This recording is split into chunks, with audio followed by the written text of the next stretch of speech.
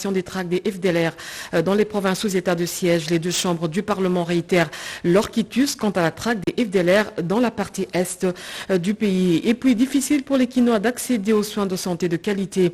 Et pour cause, les prix des médicaments et des tarifs de services au niveau des centres hospitaliers coûtent excessivement cher. Un atelier va être organisé sur la rationalisation des ventes des médicaments et accès aux soins de santé. Un invité dans ce journal, Donatien Kabom Kabey, il est directeur à la direction de la pharmacie et des médicaments. Monsieur Kabembe, bonsoir. Bonsoir madame. Vous allez bien?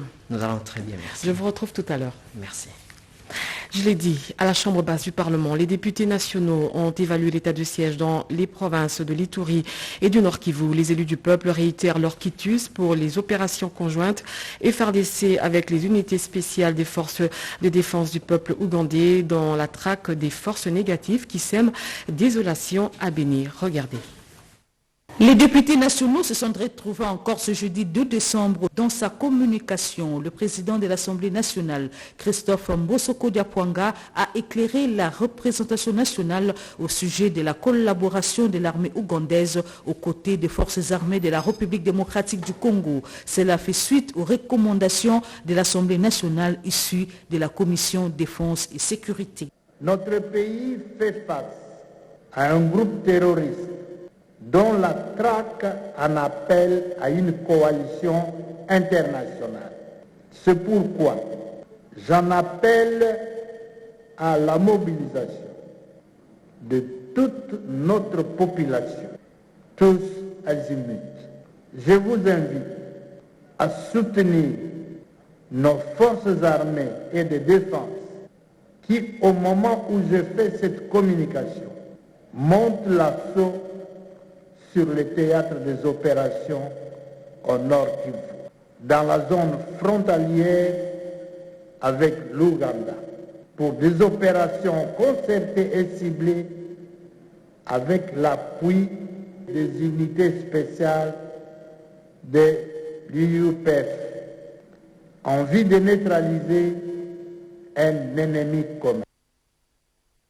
De leur côté, cette fois-ci, à la Chambre haute du Parlement, les sénateurs réitèrent également leur quitus pour les opérations conjointes FARDC avec les unités spéciales des forces de défense du peuple ougandais dans la traque des forces négatives, je l'ai dit tout à l'heure, qui sèment désolation dans la partie est du pays. Le Sénat a voté jeudi en seconde lecture pour la 13e fois consécutive le projet de loi portant autorisation de la prorogation de l'état de siège sur une partie du territoire national de la République démocratique du Congo. Modeste Bahati Lukwebo a profité de cette occasion pour fixer l'opinion sur les opérations que mènent les forces armées de la République démocratique du Congo et l'armée ougandaise dans la partie est de la RDC, dont l'idée est partie du Parlement. Ce sont les députés et sénateurs des deux provinces, de l'Ituri et du Nord Kivu, qui ont adressé un mémorandum au président de la République pour lui demander de mutualiser les forces, et notamment avec l'Ouganda. Et donc, l'initiative est partie du Parlement, disons, par un bon nombre de nos collègues. Il se pourrait que le gouvernement revienne avec la loi d'habilitation pour nous permettre d'aller en vacances. Vous savez que la loi se rapporte à une session. Donc, le gouvernement devra nous saisir à nouveau pour une loi d'habilitation éventuelle, de manière à ce que tous les 15 jours, le gouvernement ait la possibilité de faire signer une ordonnance loi par le président de la République. Au cours de la même plénière, le rapport de la commission mixte socio-culturelle PAJ sur la proposition de loi relative à la transplantation d'organes, des tissus et cellules du corps humain a été déclaré recevable. La commission a 4 jours pour intégrer les amendements et revenir à la plénière pour le vote de la dite proposition de loi. Et puis le porte-parole de la police nationale congolaise et celui des forces armées congolaises se sont exprimés hier au cours du briefing sur les opérations conjointes des forces armées congolaises et ougandaises. Selon Pierre Mwanamputu, aucune procédure en RDC dit qu'il faut une autorisation préalable du Parlement pour avoir un appui des forces étrangères qui empêcherait le chef de l'État à prendre une telle décision. On écoute à tour de rôle le porte-parole de la PNC et le général Kassonga, porte-parole des FRDC. Les communiqués de l'armée ougandaise sur les opérations a semblé balayer vos propos tenus ici lundi 29 novembre. Monsieur le ministre, le peuple estime que le porte-parole du gouvernement n'a pas dit la vérité. Comment vous réagissez? Une deuxième petite préoccupation, il y a ceux qui estiment que le gouvernement devait à tout prix requérir l'autorisation du Parlement avant d'engager les forces étrangères sur le sol congolais. L'avez-vous fait? Je reviens sur la deuxième préoccupation. Ici, c'est une recommandation du Parlement. Nous en avons parlé 1001 fois. Il y a eu des longues séances à la Commission Défense et Sécurité sur le sujet. Aujourd'hui, vous avez suivi des députés eux-mêmes s'exprimer. L'Assemblée est pleinement informée parce que c'est un rapport qui l'engage. Alors, j'ai beaucoup lu des commentaires disant que nous avons menti. Ça fonctionne un peu comme ça, parce qu'on n'est pas toujours habitué à cette forme de transparence. Combien de fois il y a eu des opérations militaires dans ce pays? Mais combien de fois, interrogez-vous Pichu Mulumba, vous êtes journaliste, vous avez vu un ministre venir avec le porte-parole de l'armée et de la police pour en parler?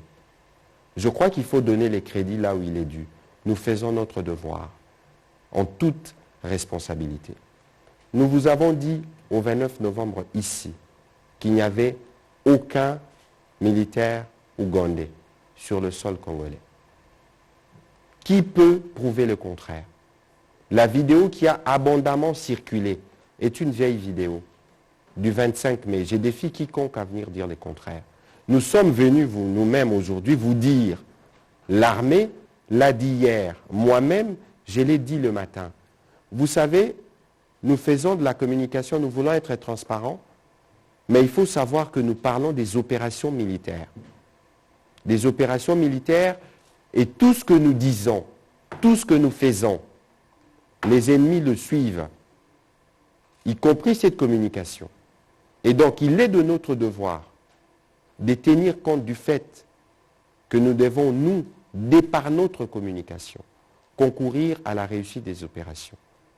Et donc, que nous ayons dit le 29 qu'il n'y avait pas de troupes ou des militaires ougandais en RDC, et que le 30, ils soient là, nous l'avons dit nous-mêmes, ça veut dire que la situation a évolué, parce que nous avions déjà le plan.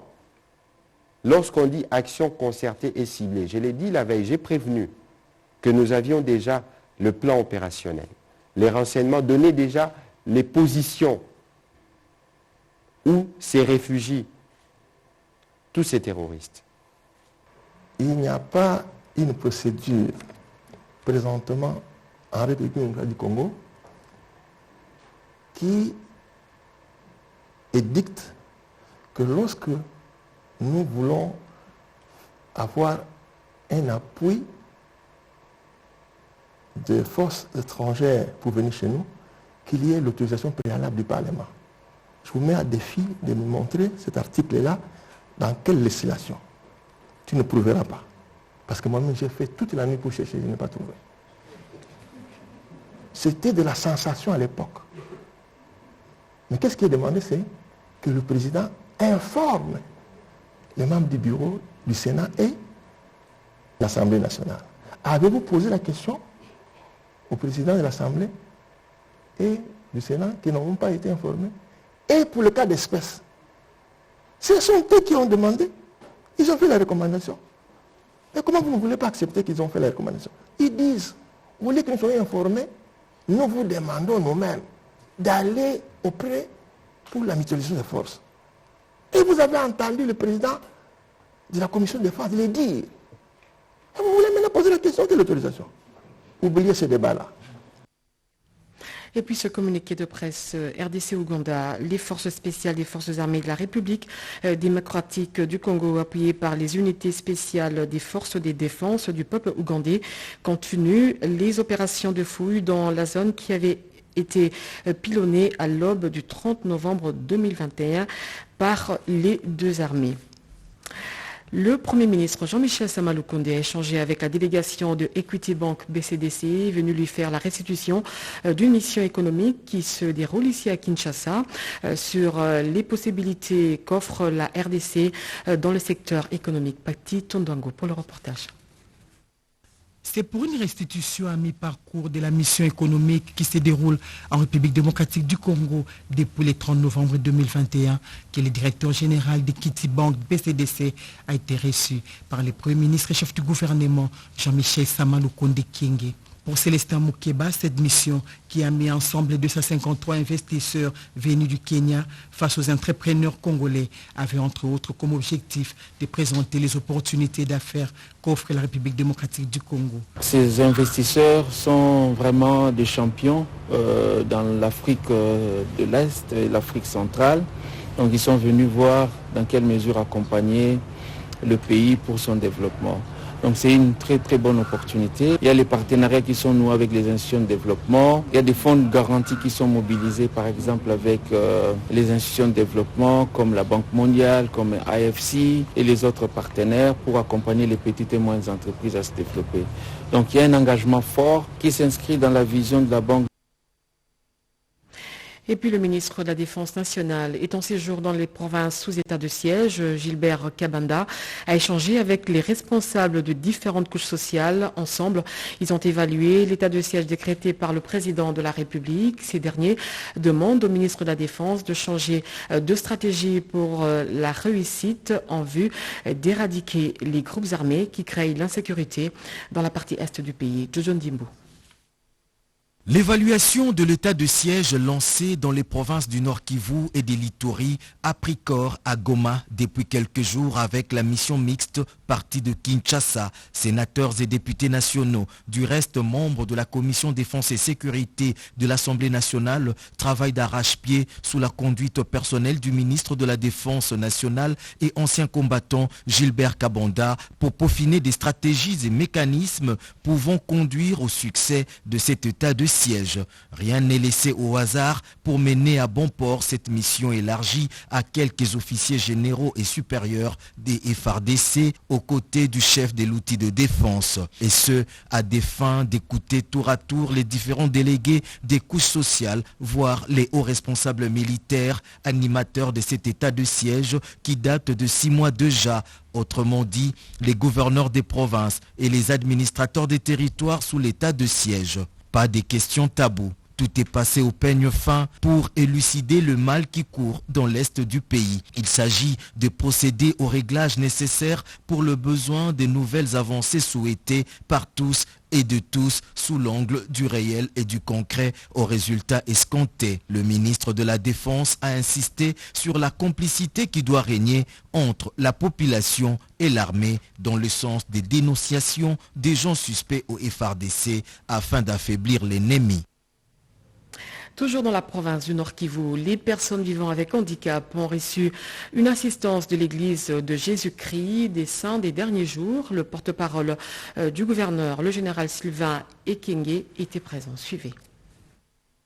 De Jésus-Christ des Saints des derniers jours est encore une fois venu au secours de personnes vulnérables à Goma. À travers l'organisation Women of Faith, Femmes de foi, ils ont assisté les personnes vivant avec handicap pour une seconde fois. Cette catégorie de personnes est celle n'ayant pas bénéficié de l'assistance de septembre dernier. La cérémonie qui cadrait également avec la célébration de la Journée internationale des personnes vivant avec handicap, qui sera célébrée le 3 décembre prochain, consistait en la distribution générale des vivres au collège Mwanga avec plusieurs milliers de personnes vivant avec handicap de Goma. Ces derniers ont bénéficié des vivres non-vivres constitués de sacs de farine de maïs, des sacs de riz, des sacs de haricots, un bidon d'huile, du sucre, des savons, du sel et des moyens de transport pour leur permettre de regagner leur domicile comme le témoigne ici ses bénéficiaires.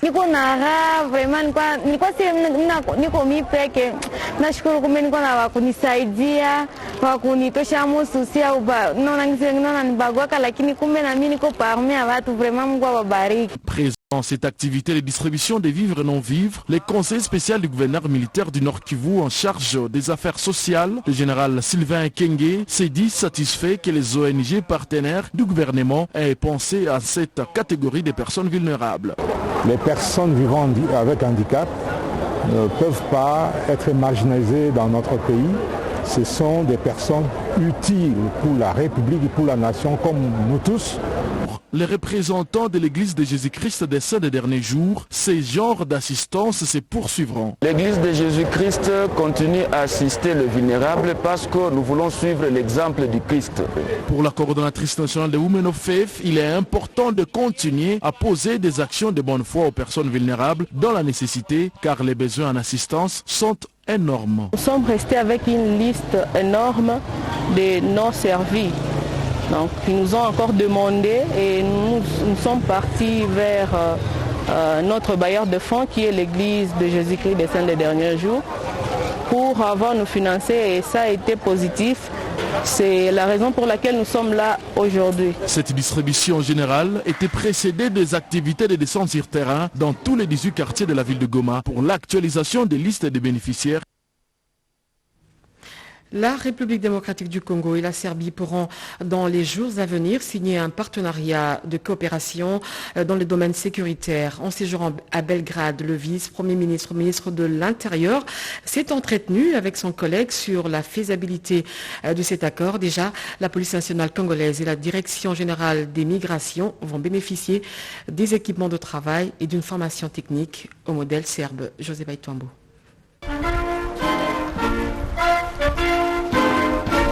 Les débuts congolais exécutés à l'entrée du palais serbe, honneur militaire et passage de troupes en revue, c'est de cette belle manière que la Légion d'honneur de la Serbie a accueilli le vice-premier ministre, ministre de l'Intérieur et Sécurité de la RDC. Après l'étape protocolaire, les patrons de la territoriale congolaise et son semblable serbe ont eu quelques heures de discussion pour réfléchir à la manière de renforcer la coopération dans les domaines qui relèvent de leur ministère. Il s'agit notamment d'une coopération entre les deux polices et une collaboration en matière d'immigration et bien d'autres domaines, ont annoncé Daniel Asselokito-Wakoy et Alexander Vulen.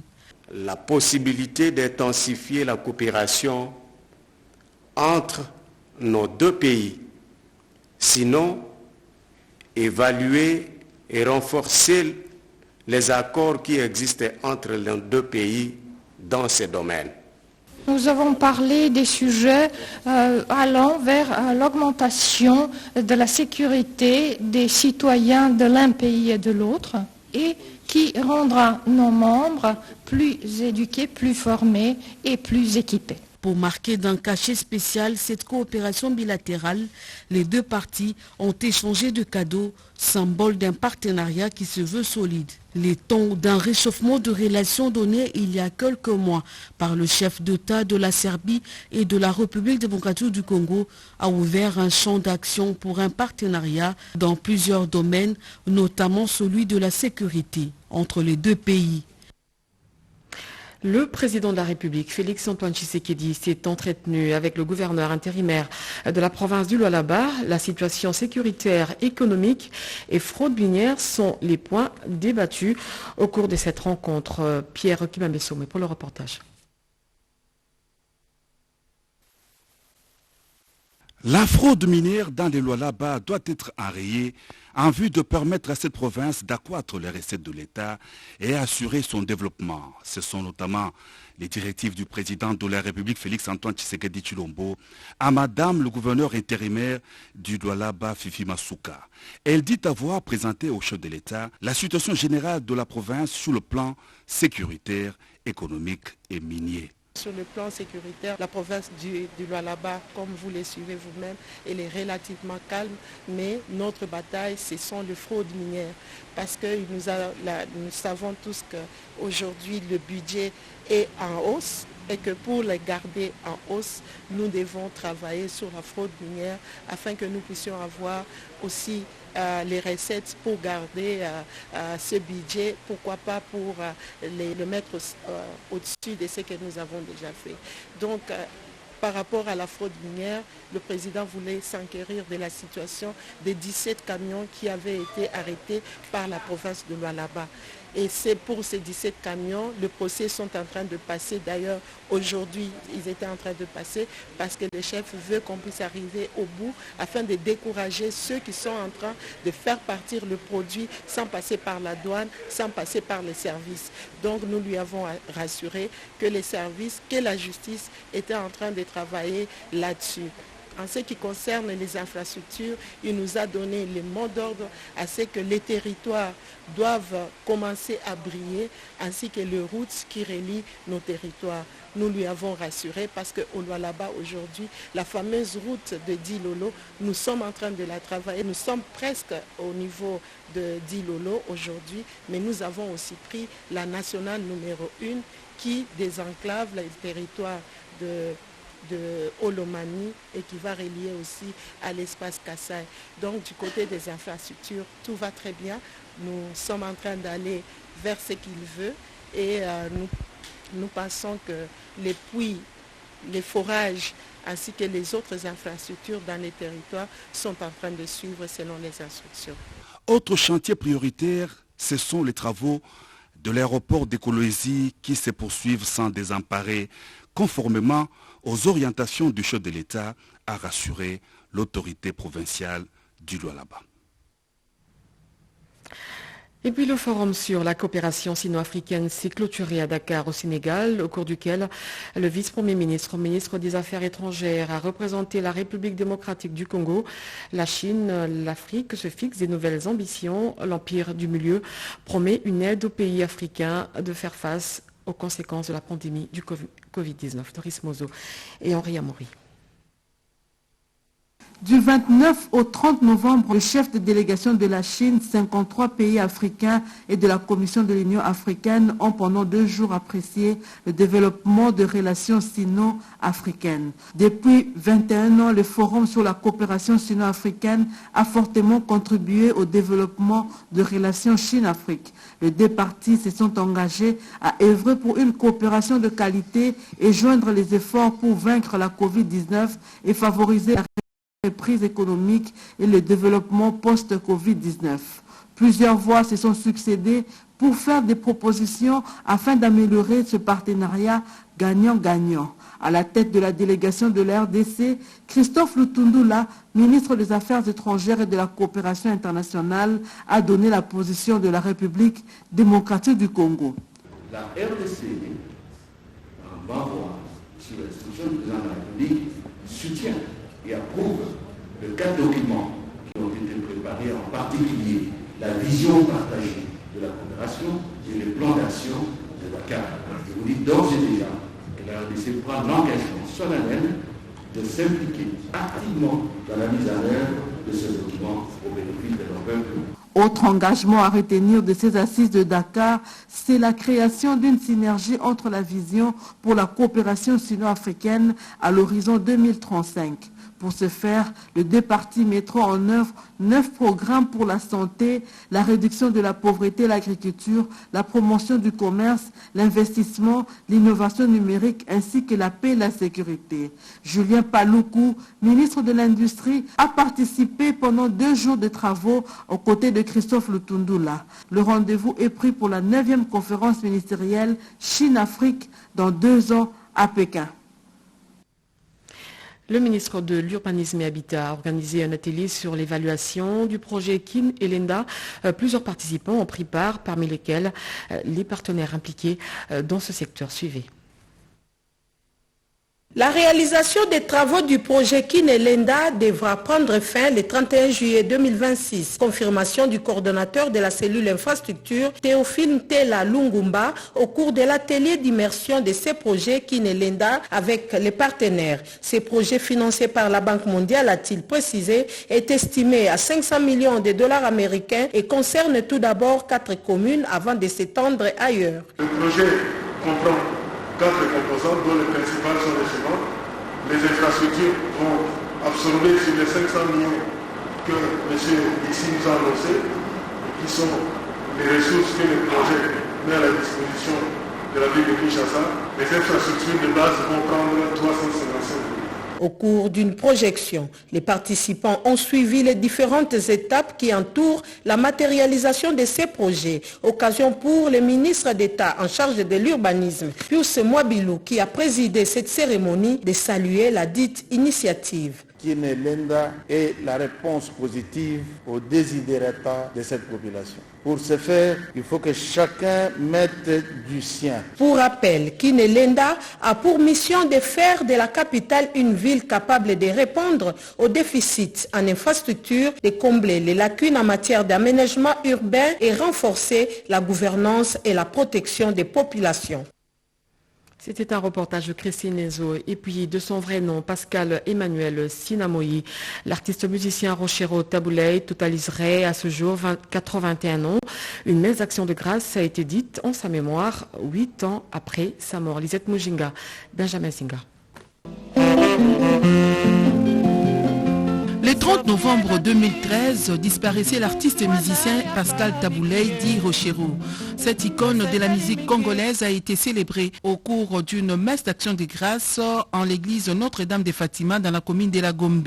Mais bien avant cela, sa famille biologique et autres personnalités se sont rendues à la tombe de l'illustre disparu à la nécropole entre terre et ciel. Dans son homélie, l'officiant du jour, l'abbé Coco, a montré à l'assistance la valeur de ces grands artistes. Le maître de la rumba congolaise, premier artiste africain à livrer un spectacle digne de son rang à la salle mythique de l'Olympia en France en 1970.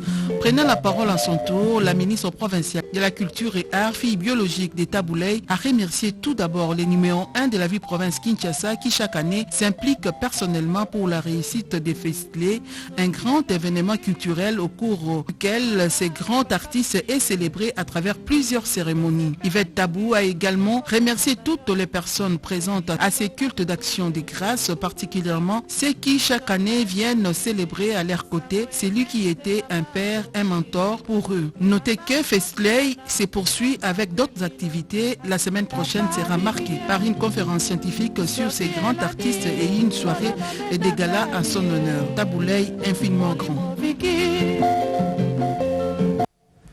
Partage d'expériences dans le domaine de l'environnement, des infrastructures et dans le domaine socio-économique entre Istanbul et Kinshasa. Le gouverneur de la ville séjourne en Turquie où un protocole d'accord a été signé avec son collègue dans la gestion des déchets jusqu'à la transformation. Un commentaire de Joël Makela. Le gouvernement provincial de Kinshasa a la quête des partenaires pour accentuer l'opération de gestion des déchets dans la capitale. C'est ce qui justifie la signature d'un protocole d'accord relatif entre la ville d'Istanbul et de Kinshasa. Ce partenariat porte sur la précollecte des déchets jusqu'à sa transformation. Pour ce faire, le gouverneur Gentini Gobila, accompagné du commissaire général en charge de l'environnement, Laetitia Benakabamba, vient de s'accorder avec la société d'assainissement de la ville d'Istanbul afin de concrétiser ce jumelage entre les deux villes dans le secteur de l'environnement. En début de l'année prochaine, le gouverneur d'Istanbul et les investisseurs turcs spécialisés dans le domaine de l'environnement vont effectuer une visite de prospection à Kinshasa. L'aboutissement heureux de cet accord est non seulement le fruit du leadership de l'actuel gouverneur de Kinshasa, mais aussi de l'accompagnement des ambassadeurs de la Turquie et de la République démocratique du Congo. Je l'ai dit au sommaire, les prix des médicaments et les tarifs des services au niveau des centres de santé coûtent excessivement cher, difficile pour les Congolais d'accéder à des soins de qualité. C'est dans ce cadre que le ministère de la Santé, sous le haut patronage du chef de l'État, va organiser un atelier sur la rationalisation des structures des prix et tarifs des services de santé en République démocratique du Congo. Un reportage de Sandra Nyangui rendu par Edith Chala. Le Palais du Peuple va recevoir le 7 décembre prochain l'atelier sur la rationalisation des structures des prix et tarifs des services de santé en République démocratique du Congo, sous le haut patronage du chef de l'État Félix Antoine Tshisekedi. À quelques jours de ce grand rendez-vous, le directeur de cabinet du ministre de l'économie nationale, Guilhem Maléré, a lors de ce face-à-face avec le professionnel de médias, donner l'importance de ces assises qui visent le juste prix dans ce secteur de santé. Il s'agit d'une grande thématique, la rationalisation des prix des biens et services dans tous les secteurs. C'est la loi qui donne compétence à un ministre de l'économie nationale de vérifier si les prix qui sont pratiqués sur le marché sont conformes à la législation et à la réglementation. Et lorsque ce n'est pas le cas, de faire en sorte de rationaliser les structures des prix pour en extirper les éléments qui alourdissent indûment les structures des prix et rentrer au prix juste. L'accès aux soins de santé de qualité dans notre pays étant devenu un luxe à cause notamment des exagérations des prix des médicaments et tarifs dans les hôpitaux, le ministre de l'économie Jean-Marie Kalumba Youma et son collègue de la santé, les experts des deux secteurs et les partenaires traditionnels vont pendant 3 jours d'ateliers cogiter et formuler des recommandations claires pour permettre à toutes les couches sociales d'accéder aux soins de santé de qualité à un coût raisonnable. Il faut signaler que ce processus est appuyé par les partenaires du gouvernement dont SANRU, USAID et OMS.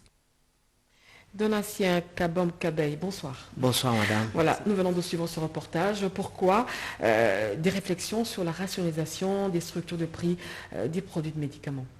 Merci madame. D'abord, nous vous signalons que les médicaments, ce n'est pas un produit comme tous les autres produits. C'est un produit qui est adressé à des personnes vulnérables. Et ces personnes vulnérables sont des malades. D'où les prix doivent être contrôlés par le gouvernement et pas laisser les prix comme les biens de nécessité. Donc nous devons à tout prix parvenir à avoir les prix rationnels, les vrais prix par rapport au coût de production. Et justement, aujourd'hui, l'accès à la qualité des soins de santé devient quand même un luxe pour les Congolais. Pourquoi? Comment est-ce que ça s'explique? Ça s'explique, madame, lorsque vous observez que jusqu'au moment où nous vous parlons, la réglementation sur les coûts des médicaments n'a pas été suivie. Et également sur le plan des prestations. Ce qui fait que, par exemple, lorsque vous êtes dans une commune de la ville de Kinshasa, ne fût-ce qu'ici, vous pouvez entrer dans un hôpital, vous trouvez d'autres coûts. Et lorsque vous allez dans une autre commune, vous trouvez d'autres coûts. Sur le plan des médicaments comme sur le plan des prestations. Mais qu'est-ce qui explique ce phénomène? Le phénomène, justement, c'était par le fait que les deux ministères ne s'étaient jamais mis ensemble pour réfléchir de manière à contrôler les prix et à réglementer. Et c'est la raison d'ailleurs pour laquelle nous devons nous mettre ensemble et amener cette synergie. D'accord, une petite question. L'économie et la santé, c'est quand même 2 secteurs différents. Comment expliquer l'implication du ministère de l'économie dans les choses de santé? Justement, madame. En fait, il s'agit d'un domaine de synergie.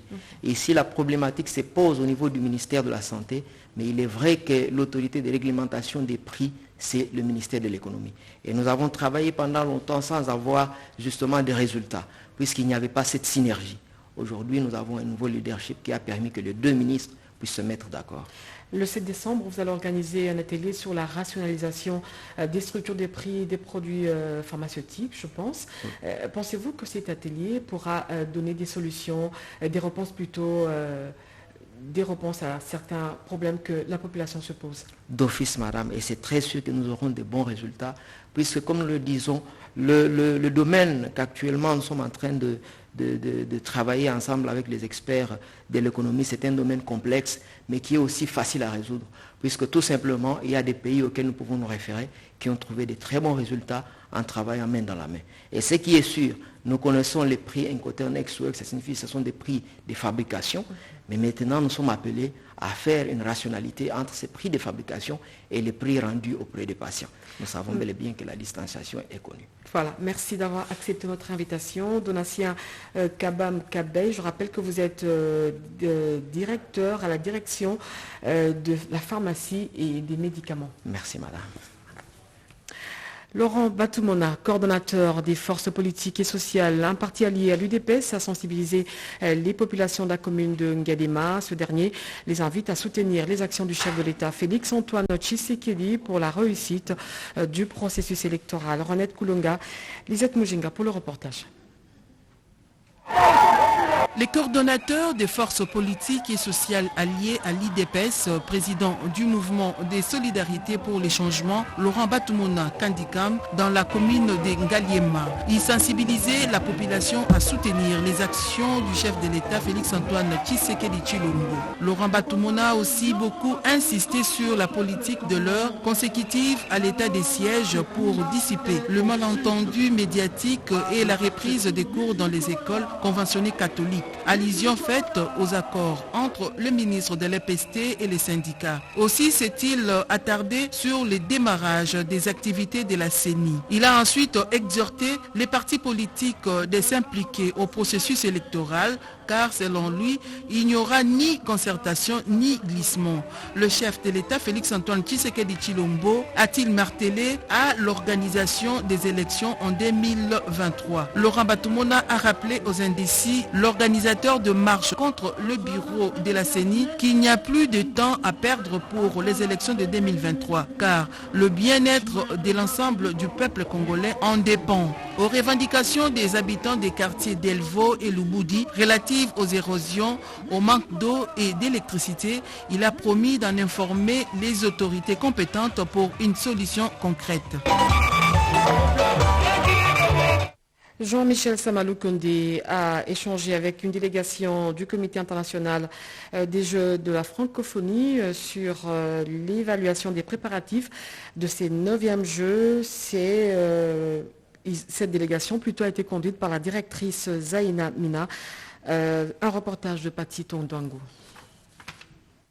Accompagnée des experts, la directrice du Comité international des Jeux de la francophonie en mission d'expertise il y a 3 semaines en République démocratique du Congo a rencontré le Premier ministre Jean-Michel Sama Lukonde Kyenge. Zaina Mina a fait une mise au point au chef du gouvernement de la situation actuelle des 9e Jeux de la francophonie qui se tiendra en août 2022. Aujourd'hui, nous avons souhaité éclairer le Premier ministre sur la situation actuelle des Jeux, des enjeux, vraiment des échéanciers pour pouvoir vraiment répondre à la volonté de son Excellence président de la République pour pouvoir tenir les Jeux en août 2022. Il n'y a pas que l'espoir, il y a la volonté. Aujourd'hui, nous avons vu un Premier ministre entouré du ministre de l'intégration régionale, de tout son cabinet, et il nous a promis que les moyens seront mis à disposition pour accompagner le directeur national des Jeux. C'est un Premier ministre déterminé à voir ces Jeux réussir à tout prix que la délégation des Zaina Mina a trouvé à la primature. Bouclons ce journal avec ce communiqué. La Régie des eaux SA, direction provinciale de Kinshasa, informe ses abonnés des parties centre, sud et est de la ville de suite aux travaux de réparation des 2 fuites sur la DN 1200 eau brute et DN 700 eau traitée à l'entrée du quartier Salongo des Bonhommes. Son usine de traitement d'eau de Njili sera en arrêt ce samedi 4 décembre 2021 à partir de 8h jusqu'à la fin des travaux. Par conséquent, des manques d'eau seront observés dans les fournitures d'eau dans les communes et quartiers ci-après: aéroport de Njili, Massina, Njili, Kimbanseke, Kisenso, Matete, Limete, Kingabwa, Lemba, Salongo, Ngaba, Makala, Unikine, Kindele, Selembao, Bumbu, Mongafula, commune de Ngiringiri, Kalamou, Kassavubu et Barumbu. La Régie des eaux a pris les abonnés concernés de bien vouloir se constituer des réserves d'eau et de l'excuser pour ce désagrément. Elle les rassure du rétablissement de la desserte dès la fin des travaux.